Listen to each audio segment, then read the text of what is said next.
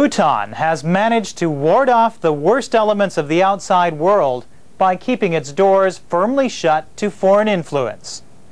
Over the years, however, the Himalayan kingdom has been forced to embrace some 21st century necessities. But the arrival of electricity, transport, and the internet have created a whole new set of headaches. Now Bhutanese authorities are ready to modernize, but they also want to ensure that development does not come at the cost of their precious heritage. Usha Albuquerque has the story. It is hard to find this country on any map. Cut off from the outside world for many years, shrouded in mystery, a Shangri-La of unspoiled beauty, spectacular architecture, and a gentle, almost innocent people. But change is coming to Bhutan. TV and the internet arrived a few years ago. Now the other trappings of modern city life have joined them. Increased traffic and congestion, pollution, and inadequate housing. What was once a small settlement of Buddhist monasteries strung along the banks of the Wangchu River is now a bustling city of 47,000. The strain is beginning to show. Bhutan's rich Tibetan-style architecture is under threat. The urgent question for Bhutan's authorities has become, how do they preserve its past while allowing for its inevitable growth in the future? We want to, it's not an example, but something that we can be proud of, that how our capital city is, not only for our country itself, but for the other countries to see that how we have brought in the development. Have a look at this drawing. We're going to have to use it in a public meeting, and I think it looks a little bit muddy. Enter Christopher Benninger, an American-trained architect who's been given the task of creating 21st century Thimphu. Benninger has lived in the region for more than 30 years, but that hasn't made his task any easier. They realize it's a capital city, so they're looking for imagery, they're looking for an icon, they're looking for something which gives meaning to the whole nation. On the other hand, they also live in the city and they face very real problems. They face problems of access to the town center. They face problems of garbage disposal, sewage treatment. So there are a lot of practical problems we're trying to face. At the same time, there's the grand vision of a capital which will take the country on into another couple of 100 years. To transform a medieval town into an urban center is a formidable task. More so when the key elements that give Thimphu its distinct identity are to be retained.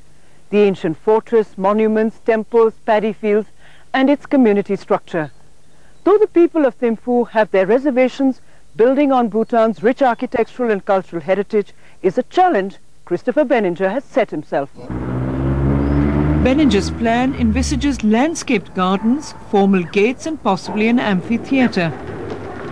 Even a sound and light show is being considered to focus attention on monuments of national importance.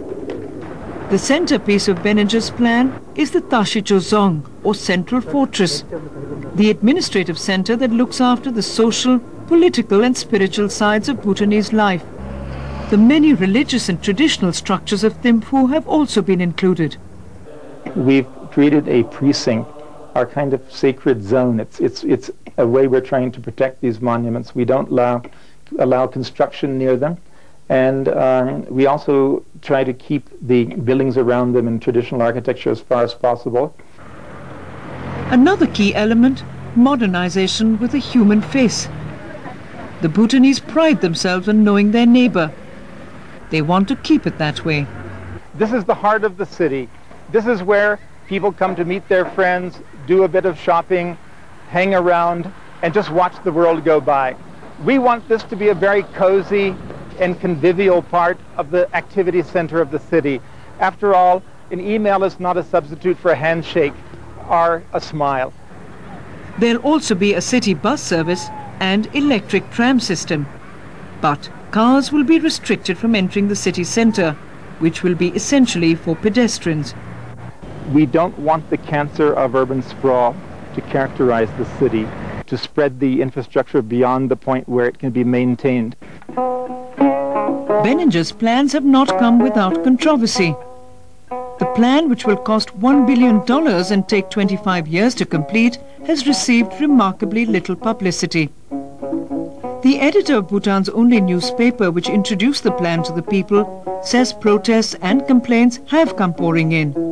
The first reaction has been protest, quite passionate protest from the people, because they saw or see visions of the land being taken by the government, road coming through their paddy fields, through their territory, and in fact property being taken by the government. I think the initial reaction is because people largely did not understand the plan. But this is a modern plan. It's a structural plan drawn up by consultants, by engineers, by town planners. So the people did not understand it immediately. While the debate will continue, Benninger feels he can allay people's fears.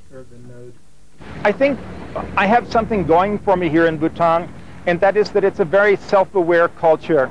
The people of Bhutan realize that they have something special about themselves, and as a planner I can build on that.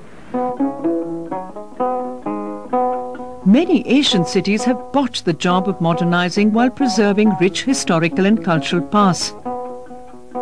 Whether Bhutan succeeds any better will depend both on the sensitivities of one American and the determination of a people to pursue the right balance between conservation and progress.